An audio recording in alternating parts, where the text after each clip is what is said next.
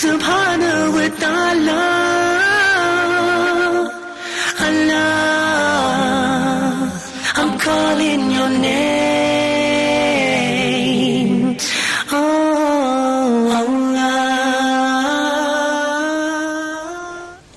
Assalamu alaikum wa rahmatullahi wa barakatuh. Welcome, brothers and sisters, to another one of our episodes of Let's Talk. And this week we've got a fantastic program here with 4 very special guests. And the topic we have in front of us is that about careers. Brothers and sisters, how many times is it that a person spends so much time planning and thinking about what career he wants to get involved into? Does he want to be a doctor? Does he want to be a dentist, a lawyer, or even a politician or a translator? What is it that we want to get involved into? Unfortunately, many of us, we go down one particular career path and then we end up changing because of not being satisfied with our current job. So we want to talk about these careers. What is it that we want? And once we know what it is that we want, how can we be the best of the best in these careers? So let's begin by introducing our guests and then we'll go straight into the topic. So if I can start from the right hand side, brothers, if I can just ask you to give me your name. Yes. And also tell us where you are in your career, if you're still a student or you're working or what you're doing. So begin with yourself, brother. Yes, my name is Patrick. I'm 21 and I'm still a student. I'm in the university. I'm studying for management sciences. Okay. So I'm probably going to be major marketing, minor business. But I'm very excited about the marketing part, to be honest. Yes. Okay, excellent. Go ahead, brother. My name is Omar Khalid. I'm an Egyptian citizen. I'm 30 years old, and I work as a freelance translator. Okay, very nice. And if you can go from this side, please. My name is Idris, and I'm from America. And I'm currently English teacher in an international school. And that's it. Okay, great. Yes, it's me, Muhammad Rafai. I graduated from the Faculty of Al-Alsan. I'm Egyptian as well. I'm 27. I'm an English teacher and instructor as well. Okay, very nice. Yeah. So we've got 2 teachers here, we've got a translator and an upcoming marketing manager. Can I ask, beginning with yourself, Brother Mustafa, what made you go into this career? And are you happy with what you were doing? Yes, definitely. I'm happy because this was not my first choice. At first, I studied for biology and in secondary school, and I went and I applied for dentistry in the same college. But as soon as I paid and I was standing there, I was about to start my studying for dentistry. I was thinking like if this is the right thing, because I was just going like with what all of my friends were doing. Okay. So after I was getting the schedule, I said no, I don't want this. I want to change. I want to start management because I was thinking about it and I just saw the billboard management. I was thinking, yeah, I think I could be good at marketing, like presenting things, talking about some product or something. I saw myself there. I didn't see myself as a dentist, so I said, no, this is what I'll choose. I'm not going to the street, and I changed, and there was a lot of problems, but now I'm studying management, so I'm quite happy. We'll come to the problems in just a second. But before we do that, Brother Omar, if I can ask you, how did you get to where you are, and was that your first choice? Yeah, it actually was my first choice due to my circumstances, as my sister didn't used to be with me. She was in America with my father, so when she came back I was about 10 years old, so okay. I liked English too much. And actually my family didn't want me to go to the translation field and so on. Like normal families, they want their kids to go to and become doctors and so on. But I sort of like defied the norm and just went to this path because I like it. Okay, and are you happy in what you're doing? Yeah, sure, of course, yeah. Okay, excellent. Teachers, Brother Idris, could you tell us about your career choice and how you got to where you are?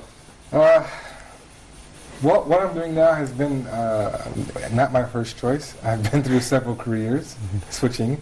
I've kind of fell into this one, and it actually is a path towards changing from a previous career. Okay. It's a means to where I want to go. I'm using it as this anyway. So, okay.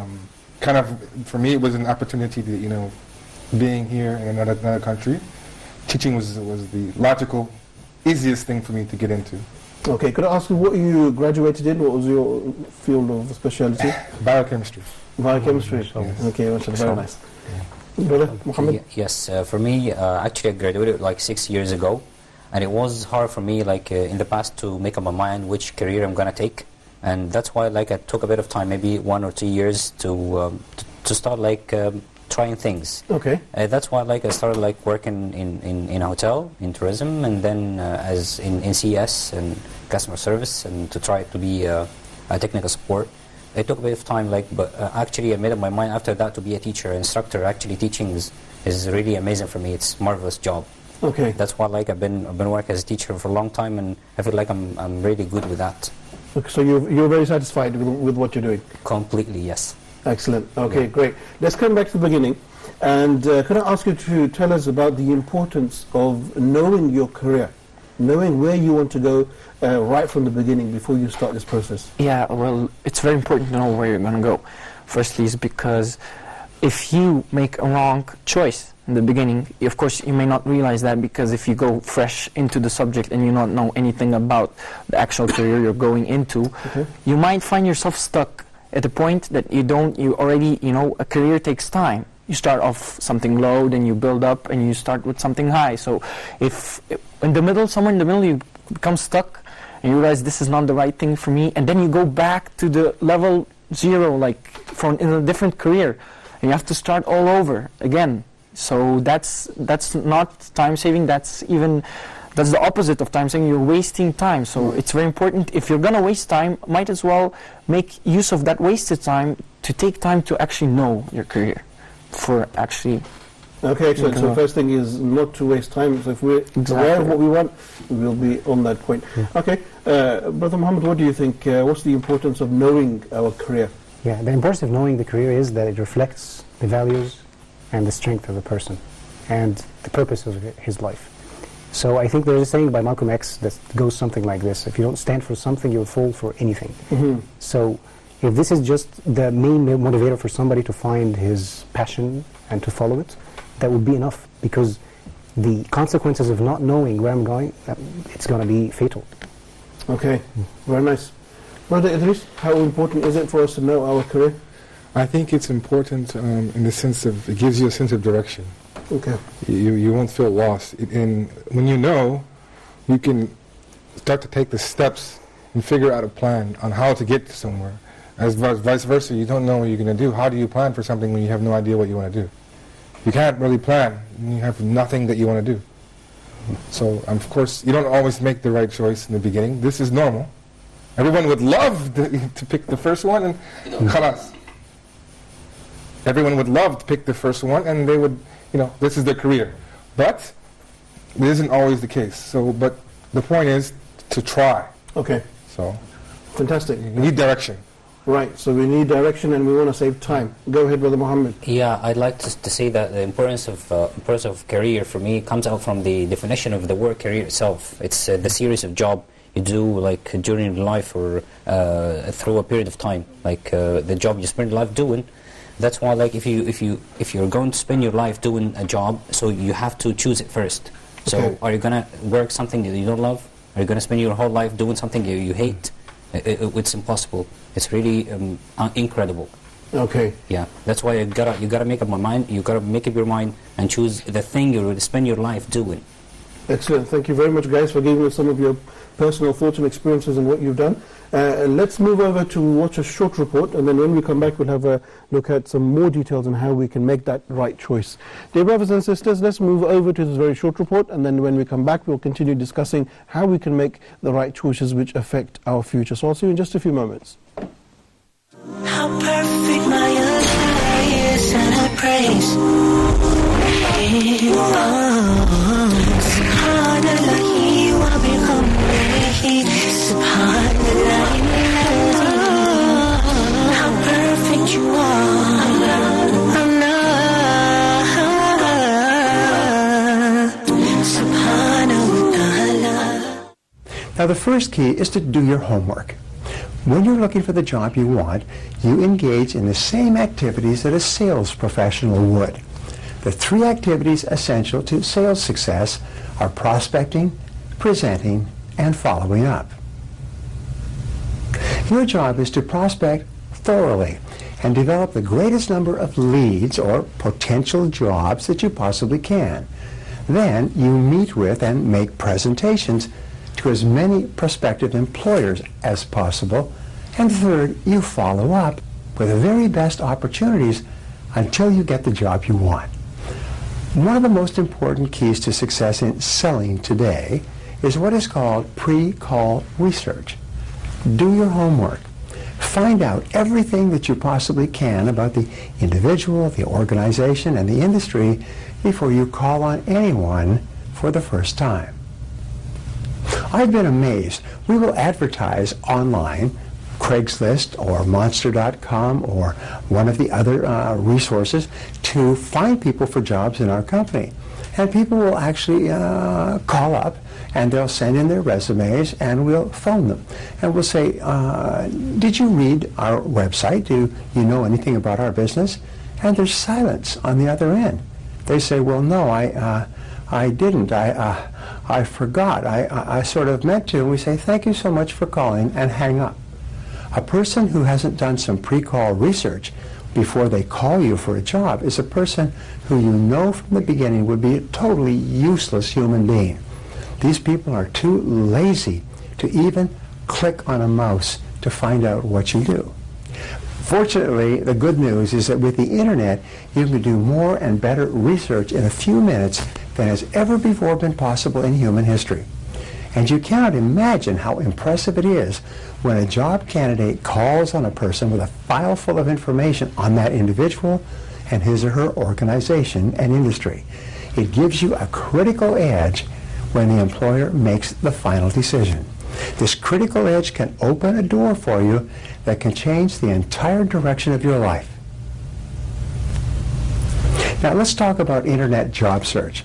Getting a job on the internet is not easy. By the way, nothing worthwhile in life is easy.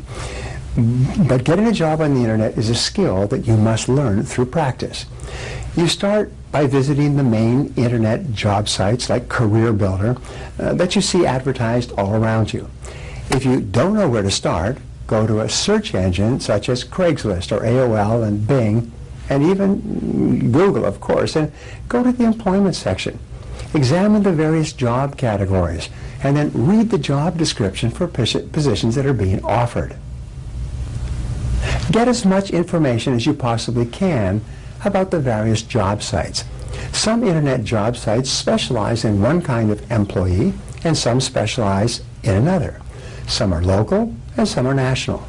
When you list on an internet job site, your resume and your information become instantly available to potential employers nationwide. There are many opportunities for you to post a brief description of your abilities and the job you're looking for at no charge. Some sites will charge you a placement fee, but these are usually worth it because they are much more aggressive in tracking potential employers to the site. Remember, you always get what you pay for in life. And if you pay nothing, don't expect to get anything of value. There are also job career fairs held in every community every year and sometimes every month.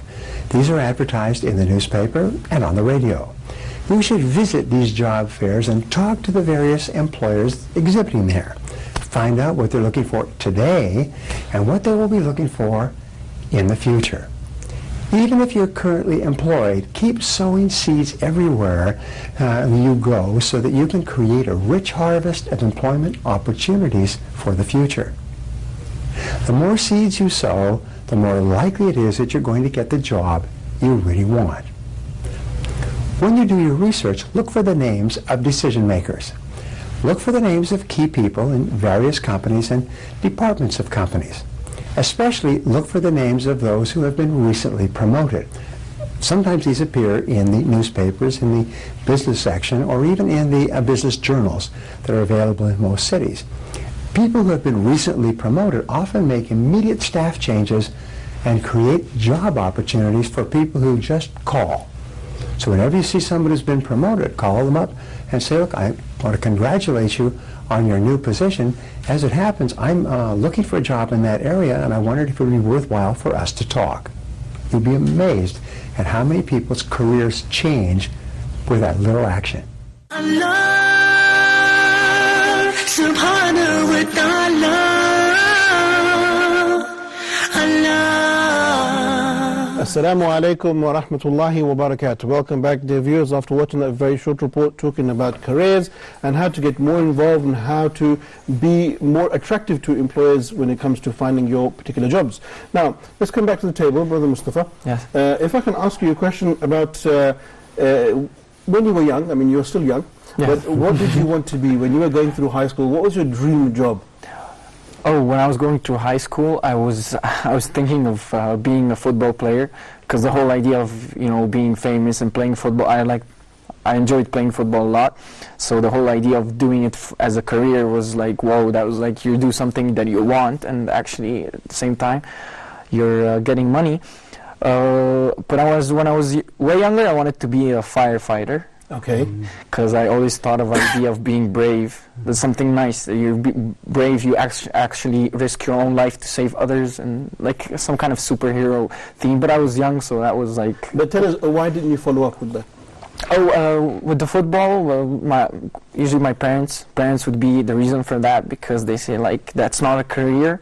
You could get injured and then the career is over, and also you have to be very good, you have to start early and all those things. And the firefighter thing is just, with time it went away, because I actually realized that firefighting is not that, like special as it is in movies and stuff. Okay. Yeah. Fantastic. Mohammed, when you was young, what did you want to be? Well, high school before this. High school.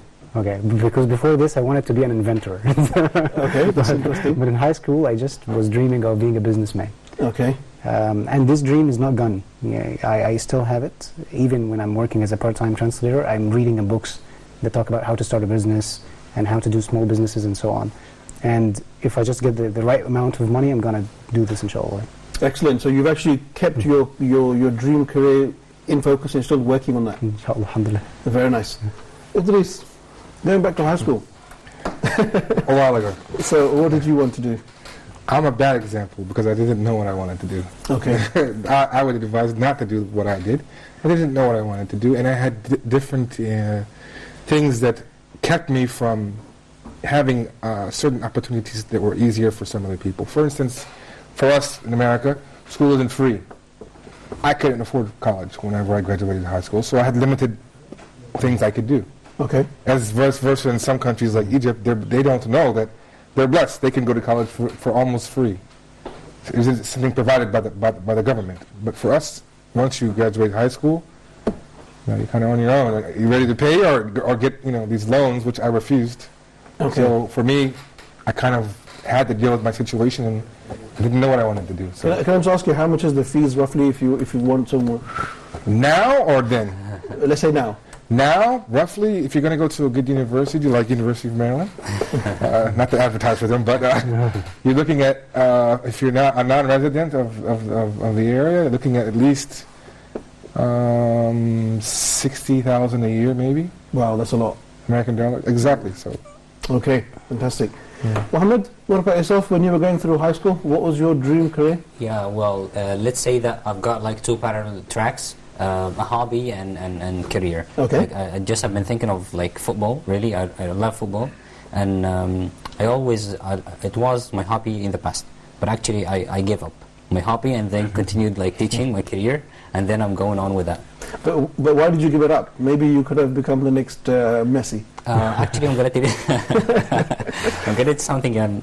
Teachers are like. They're running around like a headless chicken, They're always busy and doing work and stuff, and they don't have time even for themselves. But maybe it's kind of my problem, but just I'm trying to work on that. Okay. Yeah, Fine. I'll work it out. Great. All right, let's go back to the top. Now I want to know about some of the motivational factors. I mean, 3 people here have fixed jobs, and inshallah you'll be going into marketing very soon. What motivates you the most when you look into careers? What motivates me the most is that when I'm studying, what I'm studying now, I don't have difficulties studying. I don't have this feeling when I study what is this? So just study to go to an exam, just to pass, get a B, D, I don't even care, just to pass. No, you have this feeling like you like what you study. Okay. And you put extra energy in it. Like when a doctor says, do something, an assignment, you do extra. You do something, you research more, you present more. you like what you do and you're proud of it. And when you go to people, when they ask you what are you studying, you go like, oh yeah, I'm in that, and then you start talking about it, not actually, oh yeah, I'm an engineer, or because I was pushed in it, or just people went in it, so I followed them. No, you're proud. So that motivates you, that actually what you're studying interests you. That's a motivation. The second motivation is, of course, the people around you that support you, your family, your mom, your dad. They're there to support you. Whatever you need, you have their support. And of course, your friends and all the people that are involved in your life. That's also motivation. And of course, the third motivation that is probably the most important is that you want to go on with your life. You see yourself as something in that path of career. You see yourself as a businessman, or in my case, you see yourself as a marketing manager in some kind of company. Inshallah. So these are the points. Fantastic, thank you. Mohammed, what motivates you in what you do and what you will do, inshallah? Well, according to translation, actually, I translate in simultaneous interpreting, which is related to focus group translation. It's related to marketing too, because I do like the focus groups, of course, about them, and to know if this product is suitable for the market and so on. So, what I like about this, it's challenging.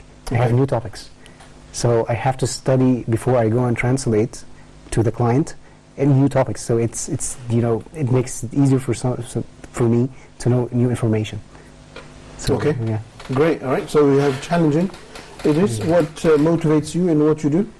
I think what motivates me is mostly I enjoy what I do, and I enjoy the end product. You enjoy the results of what you've done. The journey there, and then what comes out of what you've done.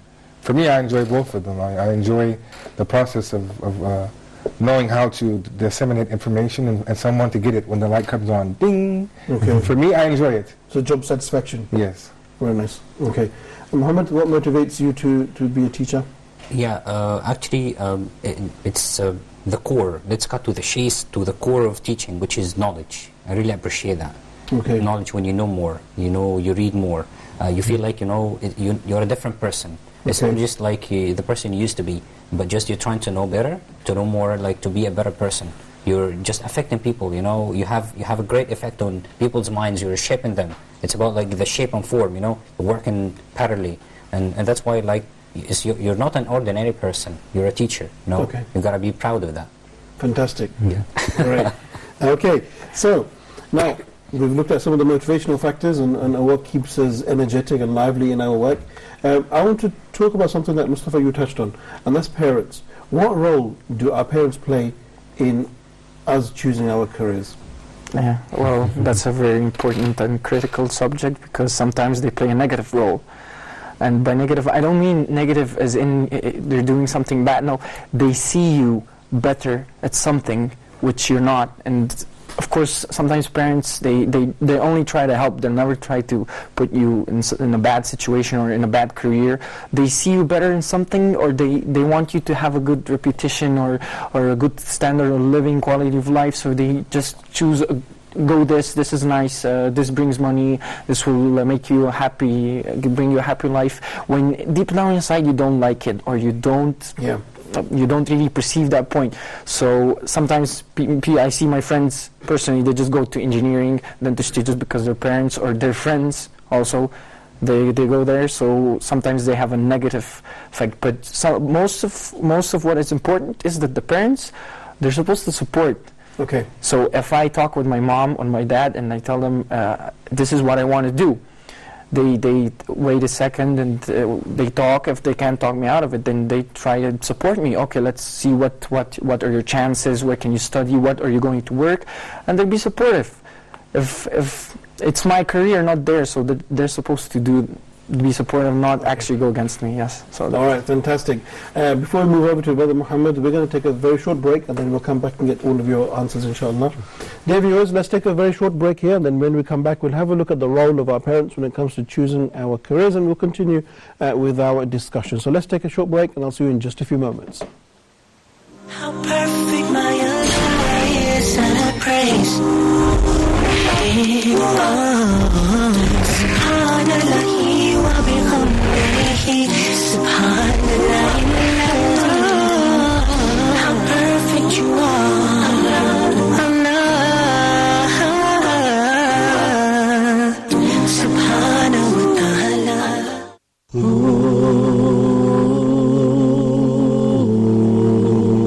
Sheikh, I was wondering, can I ask you a question? Be my guest. Can I make ijtihad on my own? Is takfir an Islamic concept? Are Salafis a sect? Do I have to give da'wah to people? And is interfaith dialogue haram? Akhi, this is not one question. These are important topics and issues that require we sit and discuss them, inshallah, thoroughly. Actually, why don't you guys join us for these discussions on contemporary Islamic issues and concepts? Muhammad sallallahu alayhi wa sallam was here today. This is the Deen Show. This is the Deen Show. This is the Deen Show. This is the Deen Show. This is the Deen Show. This is the Deen Show. This is the Deen Show. Bismillah, alhamdulillah, assalamu alaikum, peace be unto you. Thank you for tuning in to another episode of the Deen Show. From time to time, we answer some of your questions. We have so many important issues that we're dealing with here on the Deen Show, and we encourage you to come back here every week.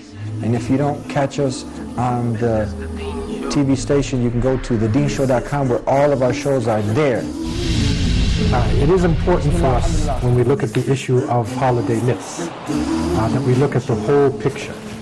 And from the beginning of time, people worshipped the Creator in different ways. The Quran tells us in the chapter of the Bee, Surah An-Nahl, وَلَقَدْ بَعَثْنَا فِي كُلِّ أُمَّةٍ رَسُولًا أَنْ يَعْبُدُوا اللَّهَ وَاجْتَنِبُوا الطَّاغُوتَ. Maryam, how are you? Good, alhamdulillah. Thank you for being with us on the Deen Show. You're welcome. So how old are you again? I'm 8 years old. I didn't want to get that wrong. 8 years old. And you've memorized how many juz of the Quran? I memorized 21 juz from the Quran. 21 juz. MashaAllah. As you know that there is no concept of clergyman in Islam. There isn't? There is not. Okay. And this idea is supposed to be very liberating. Nobody comes between you and your Creator. Okay. You do not need an operator. It's a direct call. So Islam rejects the whole notion of clergyman. So a sheikh, imam is a title that is given to a person like myself when the community feels that you're worthy of it. And it's just a title out of respect. This is the Deen Show. This is the Deen Show. This is the Deen Show. Allah Subhanahu wa Ta'ala. Allah. Assalamu alaikum wa rahmatullahi wa barakatuh. Welcome back, brothers and sisters. I've taken a very short break there on our program here on Let's Talk. Let's continue with our discussion about careers and the involvement of our parents when it comes to us choosing our careers. Brother Muhammad, how important is it that our parents get involved? It's very important, and it's very important for fathers and mothers to deal with their children or their daughters and boys, and so on, in a way that they are their friends. Not that they have a relationship like there is authority, and because that's going to make conflict, and it's going to make it not easier even for the child or for the person to be convinced with the opinion of the father. Maybe he's right, maybe he knows some of the things that really suit the person more than the daughter or so on, more than what he thinks about himself. So the generational gap must be covered by listening to the point of view of the son and the daughter and so on. What's your point of view? So here my point of view. Do you have any suggestions that you can add to this? Do you have any and so on? Fantastic. Idris, parents. I think the relationship for the parents in their role in their place in this is sort of like how it is the same thing you might see on another show where the wife and the husband. How should the wife support her husband? The same way you know, as a husband, you want your wife to support you in what you want to do. The child also. The child needs support and guidance. It doesn't mean they let them do whatever the heck, because they don't know. Yeah. They lack wisdom. We all learn that as we get older, like, wow, what was I thinking? But at the same time, you want to nurture them, and you don't want to put your goals and your lofty wishes inside of them. You want to guide them and show them and help them in the ways and let them see in their careers, and not just be a negative aspect of it. Okay, great. Mohammed, Yeah. what's the role of parents when it comes Let's to say careers? that most of our friends have suffered greatly because of like the parents like who force them to do something specifically with the university studies and post studies. Okay. But let's say that everyone is free to make his own decision. You have like you gotta guide your kid or your children to know the best way, as Mr. Brother Idris said. Give him the way, tell him the best way. You gotta do that, and give him the whole picture, the big picture. But just he has to decide himself, because he's gonna make the decision, Okay. and he's going to take the outcomes himself. Either they're positive or negative. Okay. So he has to make it himself, no one else. This is his own life. He's going to make it on his own. Okay, great.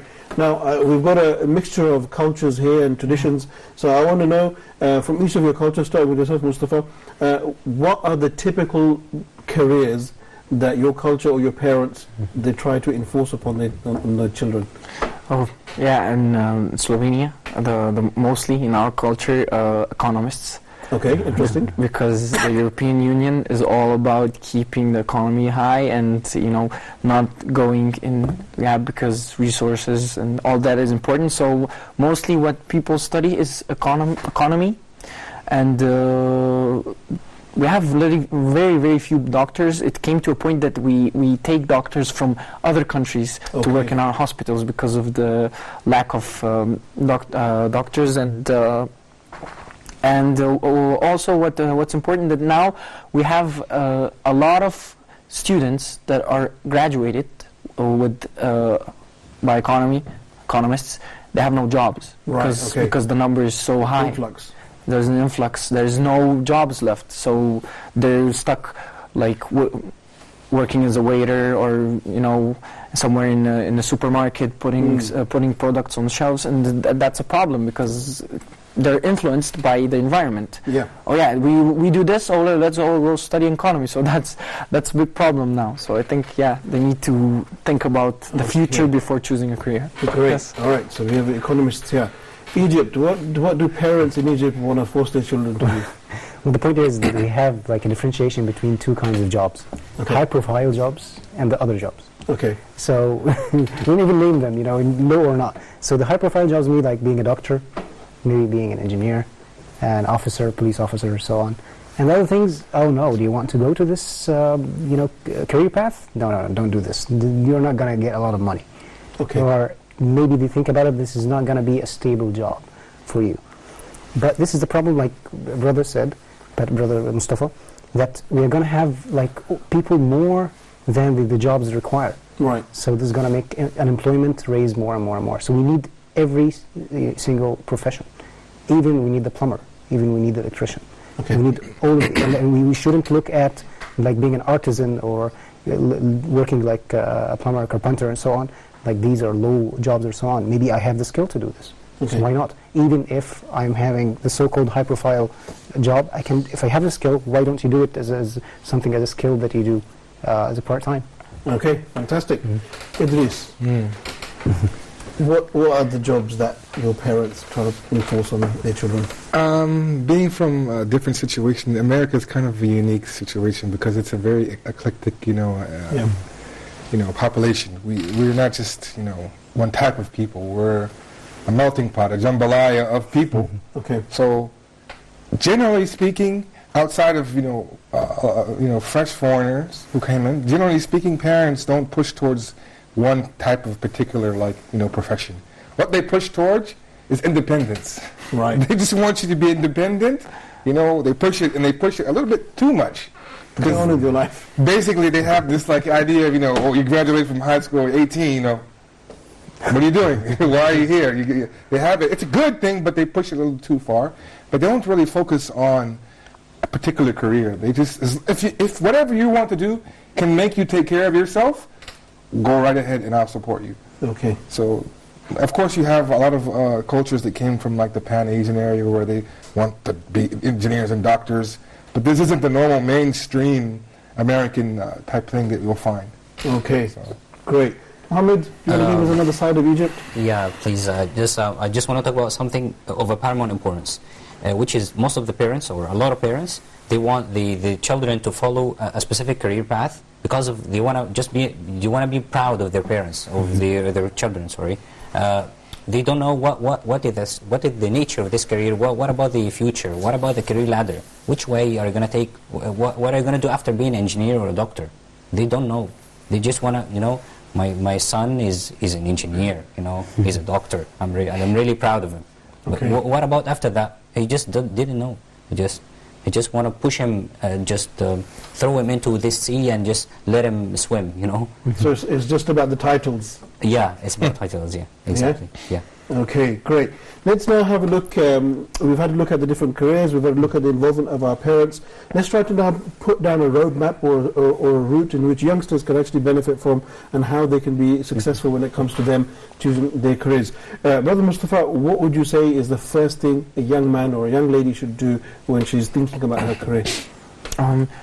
Well, the most important thing is don't rush it. It will take some time, but it will definitely not take as much time as if you have chosen the wrong career and then have to go to the beginning and start over to the career that you actually wanted. So the first important thing is take time. Learn more. Read.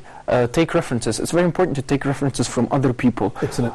Wiser people, elderly, that have experience in this point. They have a lot to say, the negatives, the positives. You can't ignore the negatives. If you want some job really badly or work something, you have to know the negatives and the positives and then see yourself as your character. Like, will I like this? Will I not? Will this be suitable for me? So the most important is take time. Don't rush it. Yes. Great. All right. Not to be hasty and to think deeply. Brother Muhammad. Well, don't focus on academic education, that's it. Because the real world is completely different. If you need courses, you take courses. If you need to read books, buy books and read them. You're investing in yourself in the best way when you do this as a person, because we know that the academics, when you go to the academic education, the official education, if you follow it 100%, I'm not saying it's bad, but it's going to block creativity. There is nothing outside of the box. Okay. And yes, there are problems that are solved by the education and so on, but there are problems that are not solved in economics and so on and other things. How are they going to be solved if we're thinking with the same mentality? We have to break this. So this is my point of view. Be a bit creative and think outside the box. And to have the source of knowledge outside of not the academia, and that's it. Because the academia, they have ideologies, maybe they have certain, but I'm not saying that they're evil or something, but I'm saying that we are human beings, we're different. And we have different approaches, and we can learn from, every walk of life and so on. Perfect. Yeah. Nice. Idris, so what can we do? How can we encourage these youngsters to get on this ladder? I think for me, of course, mine comes from a different viewpoint and angle as B. I would recommend don't be afraid to fail. Yeah. It isn't the end of the world if you thought everything and you planned it and you thought and you went head first, and then you realize, very nice, this isn't what I want. Switch. Yeah. It's not impossible. It's not the only way you're going to know if you like something ultimately is if you do it anyways. You can research from here till 10 years from now. If you haven't taken the steps to do it, you'll never know if you like it. Yeah. You can think you like something, and then when you do it, you realize, what was I thinking? So my advice would be, go all out, go forward with what you want to do, but don't do it timidly as if you're afraid to fail. Go head first. And if it's not something you like, do what's necessary to change it. Okay. Great. Muhammad. Yes, I'd like first to take what Brother Idris said as a kind of a base for me to start with. You have to find your passion first about something. If you want to do it, find the passion first. What kind of personality are you? Like, are you analytical or whatever? And then start your own taking classes. Maybe, for example, I love maybe graphic. So take classes, attend the classes, like do a kind of a voluntary work and just find yourself. Try to figure out, are you going to love it or not? Are you good at it or not? Like, for example, we can take a companion, Abdurrahman ibn Auf, may Allah be pleased with him. After Hijrah, when he told people, like, guide me to the market, he knows what he's good at. He did it well, and he got money, and He did everything he wanted because he loved what he wants and he was good at it. Okay. That's not number one. Number two, and just don't do something like it's a dead end one. Try to find something like you're gonna get a career ladder and get promoted with it. Excellent. Thank you very much. Thank you. All right, guys. So there's one thing I find that with youngsters that's lacking in youngsters, should I say, and that's the fact that they don't assess themselves. They don't look at their own skill set and see what they're good at or what they're bad at, and then they try to improve on that or develop their strengths further. So, Brother Mustafa, how important is it for us to look in the mirror and to assess our skills? So let's say, for example, if I'm good in maths and physics, then maybe engineering is my route. But if I'm good with languages, maybe I should go into translating. So how important is it that we be realistic and look in the mirror? Yes, this point is very, very important, that you realize what you're good at and also what you like. So if you're good at something and you like it, then that is the obvious choice. Because if you're good at it and you like it, then go do it. The problem occurs when you're good at something, but you don't really like it. Like this happened with me. I'm good at math. Obviously, I was good at math, but I don't like it. Okay. It's not something I like. It's something you're born with, and although I went with biology and I don't like biology, I like biology, but I'm not good at it. Okay. But I tried, and in the end, I found management, which was, I don't know, nowhere near biology or math. It's more math, but I think that it's important, if you're good at something, that you realize this. And of course, while I'm studying, and the doctors in the college, they assess you, they give you feedback. Okay. You're good at this, work on that, you're better at this. It's good to take classes. You can actually attend classes in college before actually going into the career. Nice. So you can see if you're good at it. Doctors give you the feedback, and if you're good at it and you like it, then go ahead, try it. If you don't like it, then I don't suggest it from the beginning. Okay. And stop there. Yes. Good. Mohammed, assessing our skills and looking at our interests, how important is that? It's very important, but I think there's something very important that can block the way of knowing how to self-assess. Criticism, high criticism, very strong criticism by people who are around us that we trust. Maybe parents, maybe friends, and so on. And they can misunderstand that we have skills or something, and they just put us down without noticing that can affect us. That, okay, we are no good, so why would I just even reflect upon myself and think that I have strength? I don't have. Yeah. So I'm not going to bother myself with facts. So I think it starts by knowing that, oh, wait a minute, maybe I have strength. And maybe to have like this sort of skepticism, what if people are wrong? What if people are putting me down and maybe they are trying to help, but they don't know the truth because they didn't even try it themselves. They have to try it and know after that. So this is the first block that we can get rid of to know how to self-assess ourselves. Excellent. Great. Idris, self-assessment, how important is it? I think it's extremely important, but they've covered most of the points about it, but I think it's, just to add a small part, I would say that you have to be honest with yourself in the sense of just how they said, if you, just because you think you like something doesn't mean you're good at it. Yeah. And you need to be honest for, accept the criticism and as Omar ibn Khattab used to famously say, hasibu, hold yourself to account before someone else holds. Be honest with yourself. Have this self-reflect upon yourself. Yeah. Are you really good at it, or you just love it, but you're just average? Yeah. So be honest with yourself, and then that way, going forward, things will be easier for you. If you're living in this delusional world, I'm a great soccer player. You think you're great, but in reality, you're just an average player. Okay. So you need this real assessment and take advice from people that not always are people malicious. This is your job. Take advice, find the people that take advice from who you know have your best interest at hand, from your elders. Not the ones who want you because what they want, but they have your best interest at hand. And they're not going to lie to you. They're going to tell you, you're an average player, man. I'm not trying to hurt your feelings, but I don't think you're going to make it. And find out why. Yeah. Is it truthful? So be honest in this process. No. It's very important to be honest in it. Fantastic. Mohammed, what can we say as well? Assessing our skills, making those changes in life, how important is it? When it comes to career and assessing yourself, we can figure that out like through the last process of the working idea, which is the feedback. Okay. You get the self-assessment through the feedback. You know, you get it from the positives and negatives. You know it from people. You can see yourself in a perfect way. That's why it's like the mirror, as we say. People see you best. You know, that's why maybe your parents, maybe the close people to you, but just maybe it's kind of a double-edged weapon, as my brother said. But what I'm saying here is that the feedback is really important for you and for the near future and the far future. Excellent. Thank you very much. All right. The next question I want to pose to you guys is about volunteering and getting involved in work experience. Many times in my life I've done some work for a week or two and I'm like, no, this is not for me. And I've gone into something else and really enjoyed it. So can we begin, Mustafa, by telling us, should we encourage youngsters to do volunteering work? Yes, definitely. I think that definitely volunteer work helps in understanding yourself more. Because like Brother Idris said, you can't know, maybe there's something out there that you haven't heard of, and maybe you're offered volunteer work, and when you go work and you find out, oh, this is really nice, or this is good, I like this. Or you find out you're good at it, like people comment like, oh, you're good at this, you should think about.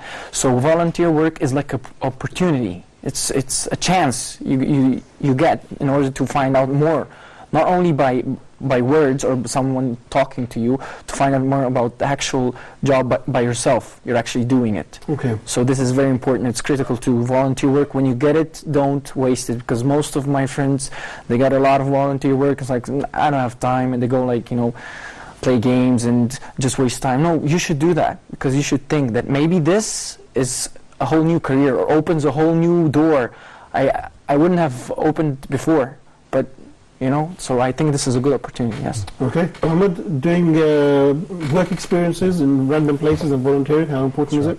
Well, to be frank, I have to say something. It's weird a little bit. I will feel like a hypocrite because I don't do volunteer work. Okay. But I'm gonna nevertheless say that what I know, that volunteer work is good and something very important.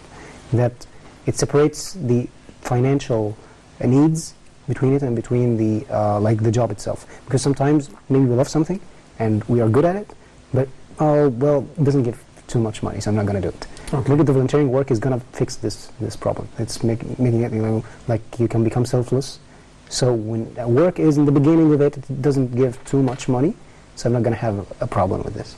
Okay, great. So we've got to move a little bit faster here because of time. Okay. But let's ask a slightly different question to you two. Volunteering work. Have you done any volunteering work, and how did it impact on you?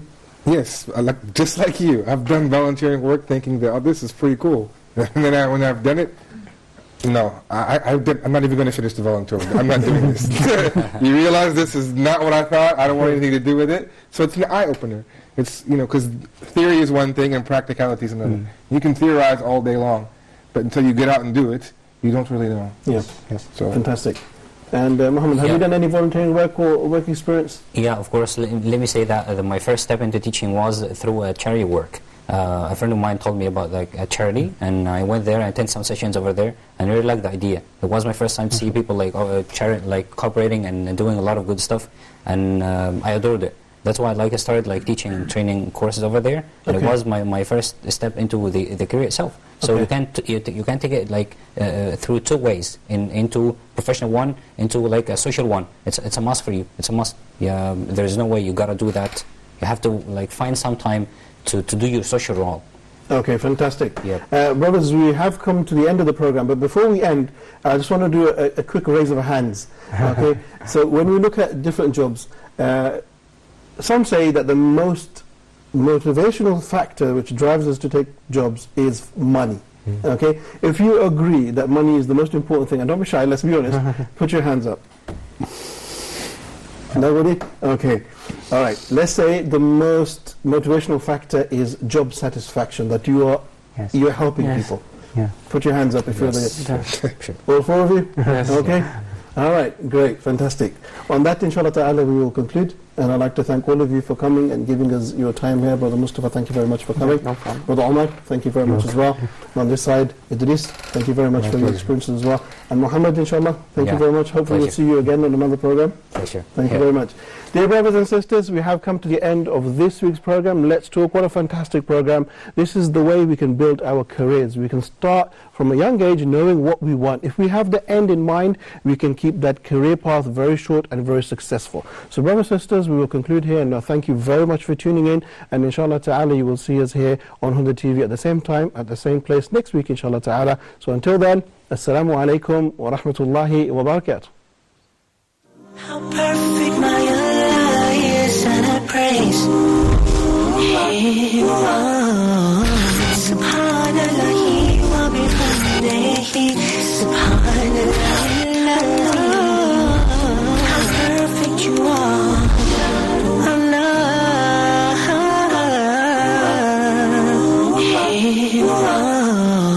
Subhanallah wa bihamdihi, Subhanallah.